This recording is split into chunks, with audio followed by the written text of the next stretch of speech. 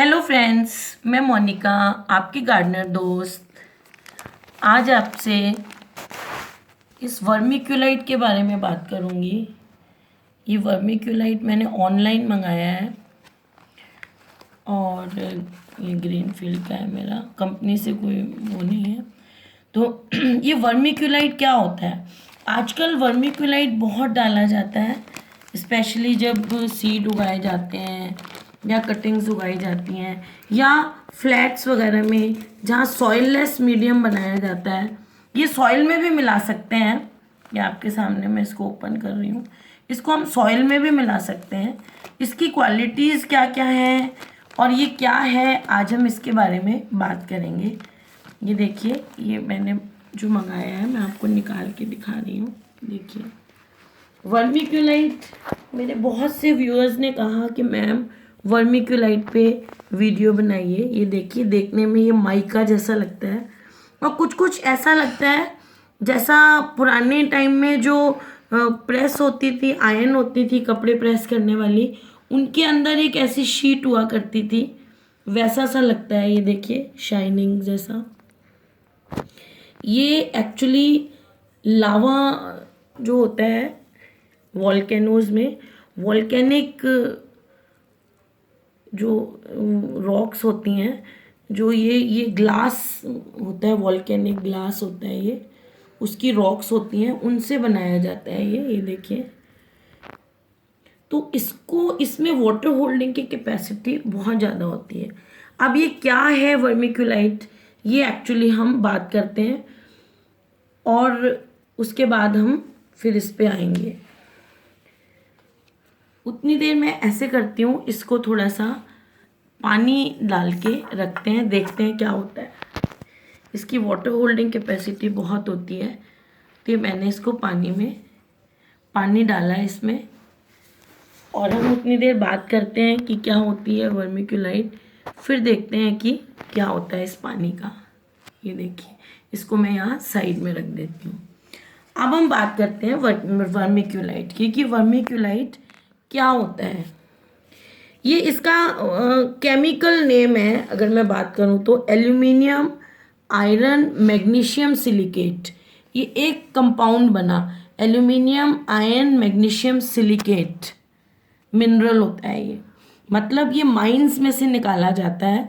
वैसे ये volcanic rocks होती हैं और ग्लास ही होता है ये एक तरह का, उसकी रॉक्स होती हैं, ये रॉक होती है, इसको निकाला जाता है। और निकालने के बाद इसको क्रूड फॉर्म में यूज़ नहीं किया जाता। इसको यूज़ करने से पहले इसको एक्सपेंडेड फॉर्म में लाया जाता है।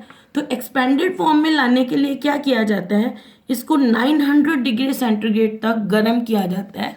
सिंपल जो भट्टियाँ होती हैं बड़ी बड़ी, उनमें इसको 900 डिग्री पर गर्म किया जाता है। गर्म करने से क्या होता है, ये एक्सपैंड हो जाता है, इसके छोटे छोटे ये ऐसे ये पिलेट्स बन जाते हैं ये। अब ये क्या है, ये लेयर्स हैं, इनमें आप ढंग से देखिए। इनमें ये जो मैं आपको दिखा रही हूँ, ये एक टुकड़ा इसका पिलेट है। ये देखिए, इसमें लेयर्स हैं, ये ऐसे इनमें लेयर्स बन जाती हैं। इसको जब एक्सपैंड गर्म करते हैं 900 डिग्री पर, तो ये ऐसे लेयर्स में छोटे छोटे इसके पीसेस बन जाते हैं, पिलेट्स बन जाते हैं, टुकड़े बन जाते हैं इसके। और इनकी जो वाटर होल्डिंग कैपेसिटी होती है वो इतनी ज़्यादा हो जाती है एक्सपैंड करने के बाद। ये जो बनते हैं, अपने जितना इनका खुद का वॉल्यूम है, इनसे 3 से 4 गुना ज़्यादा तक ये वाटर को, ज़्यादा वॉल्यूम का वाटर ये एब्जॉर्ब कर सकती हैं, सोक कर सकती हैं। ये जो वर्मीक्यूलाइट है, ये इसकी बहुत मेन इसका वो है, प्रॉपर्टी है कि ये 3 से 4 गुना ज़्यादा अपने से पानी को एब्जॉर्ब कर लेती है। अब ये पानी तो एब्जॉर्ब करती है। दूसरा, वर्मीक्यूलाइट की एक बहुत खास प्रॉपर्टी, पानी के एब्जॉर्ब के बाद भी एक और प्रॉपर्टी है कि वो न्यूट्रिएंट्स को अट्रैक्ट करती है। जैसे आपने इसको किसी मीडियम के साथ मिलाते हैं, कोकोपीट के साथ मिलाएं या सॉइल के साथ भी ये मिक्स हो जाता है। अगर इसको उसमें मिलाएं तो उसके अंदर जो न्यूट्रिएंट है या जो अपन फर्टिलाइज़र देते हैं उसमें से इसकी प्रॉपर्टी होती है कि इसके जो पार्टिकल्स हैं वो ये न्यूट्रिएंट्स को अट्रैक्ट करते हैं अपनी तरफ, न्यूट्रिएंट को पकड़ लेते हैं फर्टिलाइज़र में से या सॉइल में से, जिस मीडियम में। पोटेशियम चाहिए होता है प्लांट्स को, मैग्नीशियम चाहिए होता है, कैल्शियम चाहिए होता है, अमोनियम, नाइट्रोजन को अमोनियम फॉर्म में लेते हैं प्लांट्स, अमोनियम चाहिए होता है, और सोडियम चाहिए होता है प्लांट्स को, और फास्फोरस चाहिए होता है। ये देखिए, पोटेशियम, अमोनियम और फास्फोरस, ये तो हमारा क्या हो गया, एनपीके। ये हो गए दूसरे न्यूट्रिएंट्स। तो ये जो मेन न्यूट्रिएंट्स हैं, इनको ये एब्जॉर्ब कर ले, इसको बाइंड कर लेता है, उसको अट्रैक्ट करता है, इनको पकड़ के रख लेता है, और जब भी प्लांट्स को इनकी ज़रूरत होती है वो इनको दे देता है। जैसे देखिए, आप मिट्टी में हम प्लांट्स को उगाते हैं, तो मिट्टी में प्लांट्स को उगाते हैं तो हम उनको, मान लो एनपीके दे रहे हो आप, या डीएपी दे रहे हो, या आप उनको गोबर की खाद या कोई भी खाद दी, तो उसमें जो न्यूट्रिएंट्स होते हैं उनको मिट्टी पकड़ती नहीं है, मिट्टी में वो न्यूट्रिएंट्स मिक्स हो जाते हैं, और अगर आप ज़्यादा पानी दें या बारिश हो तो गमले के नीचे से वो न्यूट्रिएंट्स बह जाते हैं। लेकिन वर्मीक्यूलाइट की ये खासियत है कि ये क्या करेगी, उन न्यूट्रिएंट्स को अट्रैक्ट कर लेगी, पकड़ लेती है, बाइंड कर लेता है वर्मीक्यूलाइट, और उसको रख लेती है, और दूसरा पानी नीचे से जो एक्स्ट्रा होगा, पानी को भी ये बाइंड करती है जैसे हमने यहाँ देखा, लेकिन उसके बाद भी अगर एक्स्ट्रा पानी होगा तो पानी निकल जाएगा, लेकिन ये न्यूट्रिएंट्स को ये पकड़ लेगी, और फिर बाद में प्लांट को जब जब जितनी जितनी ज़रूरत होगी उसके हिसाब से ये उसको न्यूट्रिएंट प्रोवाइड करेगी। तो ये वर्मीक्यूलाइट का बहुत खास कैरेक्टर है जो सिंपल सॉइल में नहीं होता है, सिंपल सॉइल में से बह जाते हैं न्यूट्रिएंट्स। और अगली बात हम करते हैं कि जो एक्सपेंडेड वर्मीक्यूलाइट है उसके कैरेक्टर्स क्या हैं। ये तो देखो हमने दो खासियत देखी, पानी पकड़ती है, न्यूट्रिएंट्स को बाइंड कर लेती है। तीसरी चीज़ क्या है, ये परमानेंट होती है, डिटेरियोरेट नहीं होती। जैसे आप पीट मॉस वगैरह यूज़ करते हैं वो ख़राब होने लग जाती है, रॉटिंग नहीं होती है वर्मीक्यूलाइट की। इसमें मोल्ड्स वगैरह नहीं होते, मोल्डी फंगस वगैरह ऐसा कुछ चीज़ भी नहीं होगी, और क्लियर होती है, ये ऑर्डरलेस होती है, इसमें किसी तरह की कोई खुशबू बदबू कुछ नहीं होती है। तो ये ऑर्डरलेस होती है, मुझे आदत गंदी है, मैं ऑर्डर बोलती रहती हूँ। तो ऑर्डरलेस होती है, इसमें कोई स्मेल नहीं होती, न्यूट्रल है, इसका कोई मीडियम, मतलब ना ये एसिडिक है ना ये बेसिक है, न्यूट्रल होती है ये। तो आप ज़्यादातर जो प्लांट्स होते हैं उन्हें न्यूट्रल मीडियम ही चाहिए होता है। तो इसमें ये फ़ायदा है कि जिन प्लांट्स को एसिडिक मीडियम चाहिए उनको आप एसिडिक मीडियम दे दीजिए सल्फ़र मिला के, और जिनको बेसिक चाहिए उनको आप चूना मिला के बेसिक मीडियम। तो इसका खुद का मीडियम न्यूट्रल होता है, और ज़्यादातर जो सीड्स हैं, कटिंग्स हैं, इनको उगने के लिए न्यूट्रल मीडियम ज़्यादा अच्छा रहता है। नॉन टॉक्सिक होता है ये वर्मीक्यूलाइट, और स्टेराइल होता है क्योंकि ये 900 डिग्री टेम्परेचर पे इसको गर्म किया जाता है, इसलिए ये स्टेराइल होता है। एंड्योरिंग होता है, कोई भी चीज़ जैसे इसमें बर्दाश्त कर लेता है, कोई डिजीज़ नहीं आने देता।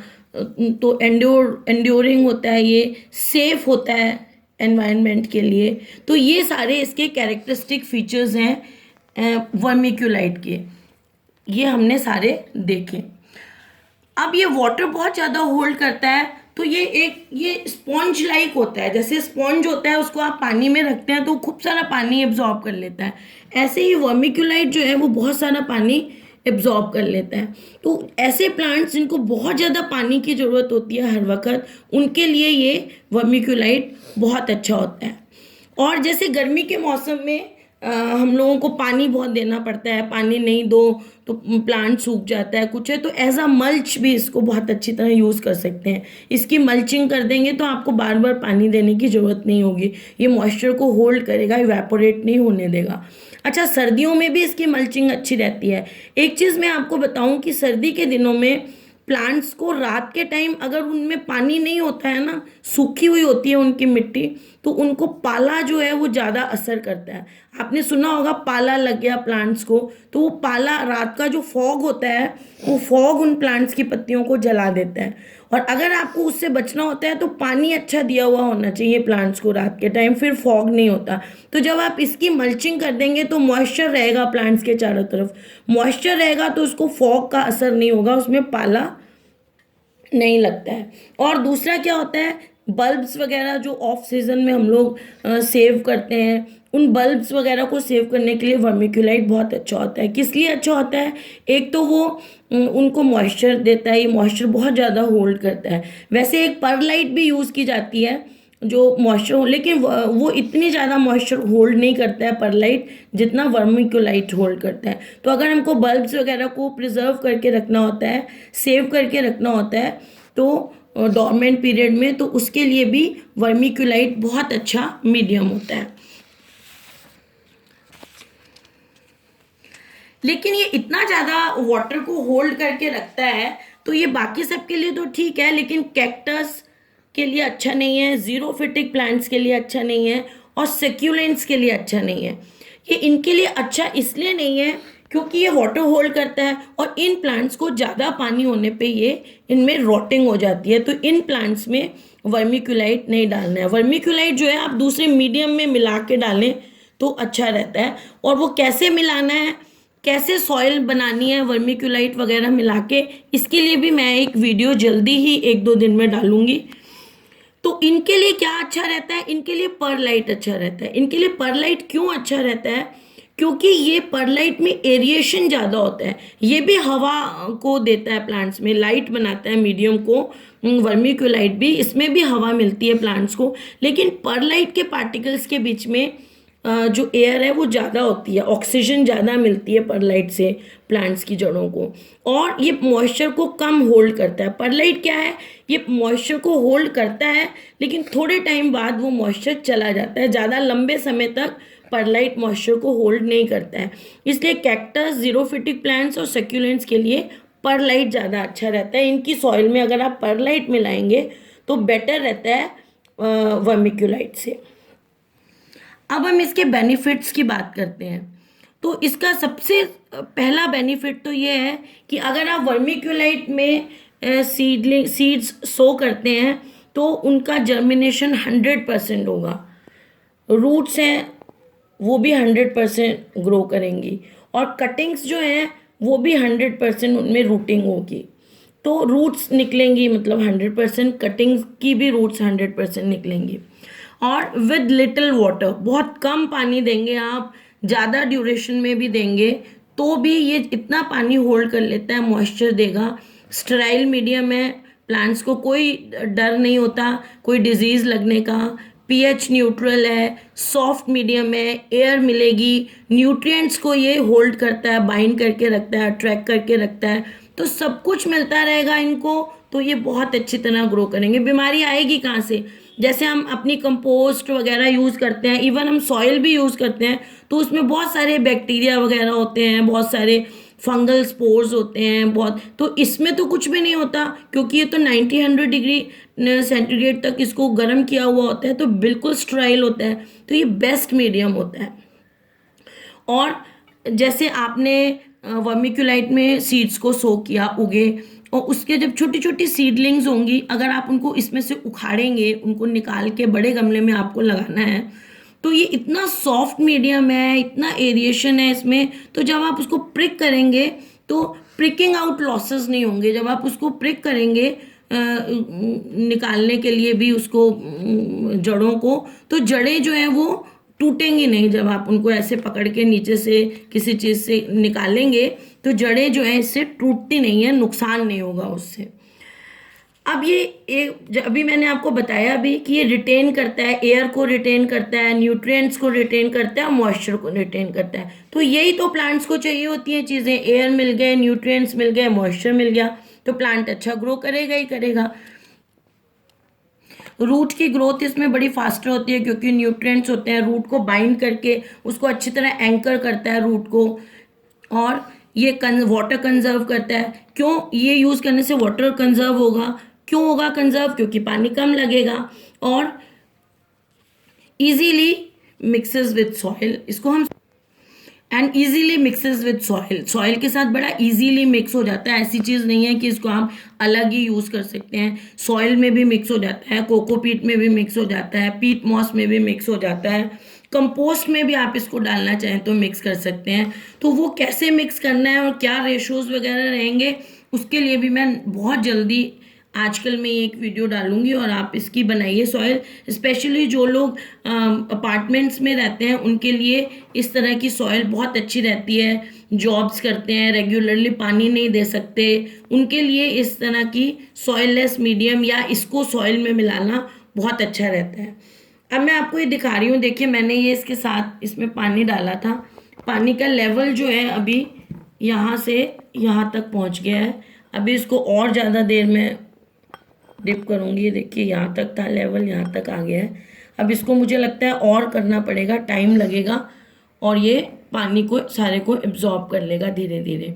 तो जब भी इसको आप मिट्टी में या किसी चीज़ में मिलाएंगे, जब मैं नेक्स्ट बनाऊंगी तो आपको उस टाइम एक्सप्लेन करूंगी। इसको मैं क्या करूंगी, पानी में सोक करके और पानी एब्जॉर्ब करा के इसमें फिर रखूंगी। और जब भी आपको नई मिट्टी में इसको मिलाना हो तो इसको वेट मॉइस्ट को ही मिलाना है, सूखे को नहीं मिलाना है, क्योंकि ये ग्लास ही होते हैं एक तरह से और इनकी जो डस्ट है वो हमारे लंग्स के लिए अच्छी नहीं होती है, चाहे वर्मिक्यूलाइट हो चाहे परलाइट हो। तो जब भी आप इसको मिट्टी वगैरह में मिलाएं करें तो पहले इसको पानी में सोक करके और मॉइस्ट कर लें और उसके बाद ही इसको मिलाना चाहिए। ओके फ्रेंड्स, मुझे लगता है कि आपको मैंने वर्मिक्यूलाइट के बारे में सारा कुछ बता दिया है। तो अगर आपको मेरा ये वीडियो अच्छा लगता है तो इसे लाइक करिएगा, शेयर करिएगा और मेरे चैनल को सब्सक्राइब करिएगा। Okay friends, bye.